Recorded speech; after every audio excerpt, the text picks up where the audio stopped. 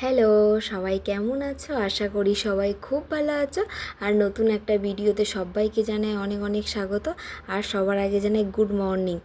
আর এখানে দেখো সকালবেলা টিফিন বানাতে বসে গিয়েছি, শশা কাটছি, তোমাদের শশাটাই দেখালাম। আর কড়াতে দেখো পেঁয়াজ, টমেটো, কাঁচা লঙ্কা সব রকম মানে ভেজে নিচ্ছি, গাজর, একটুখানি পাস্তা বানাবো।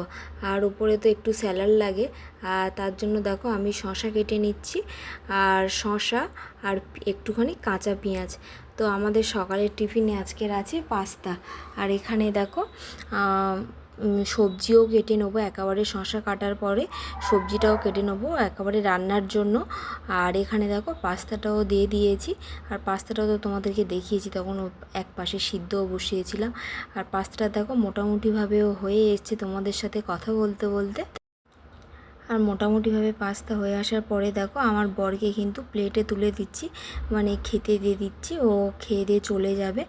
আর তোমাদের কাদের কাদের পাস্তা খেতে ভালোবাসো অবশ্যই কিন্তু কমেন্ট করো। আর তারপরে দেখো আমি সবজি নিয়ে বসে গেছি। আজকের হবে বিট ভাজা আর পেঁপে দিয়ে মাছের ঝোল। তো গরম পড়ে গেছে, তো একটুখানি এখন হালকা পাতলা তরকারি করা হবে। তো যাই হোক, এখন আমি বিটটা কেটে নিচ্ছি। আর বিটটা না একটু শুকিয়ে গেছে, অনেক দিন থেকে ফ্রিজে ছিল, বিটটা না অনেকটাই শুকিয়ে গেছে। দেখো মানে একটুখানি মানে ধৈর্যের সাথে মানে বিটটাকে রান্না করতে হবে, এরকম একটা ব্যাপার। যাই হোক, তো ফেলে তো দেওয়া যায় না, খেয়ে তো নিতে হবে। যাই হোক, খাওয়া দাওয়ার পরে কৃষকে নিয়ে একটু ঘুরতে গেছিলাম।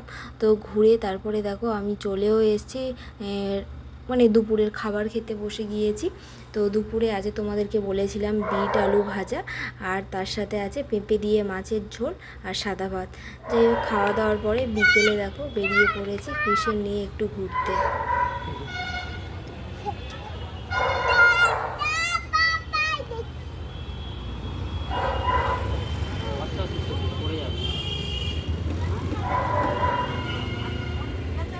আস্তে আস্তে বলেছে, সে আস্তে আস্তে যাচ্ছে।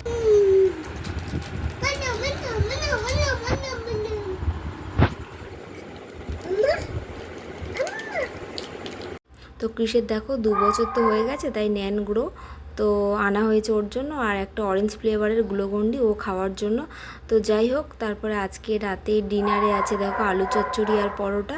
তো এইভাবে আজকের ব্লগটা শেষ করছি। কেমন লাগলো অবশ্যই লাইক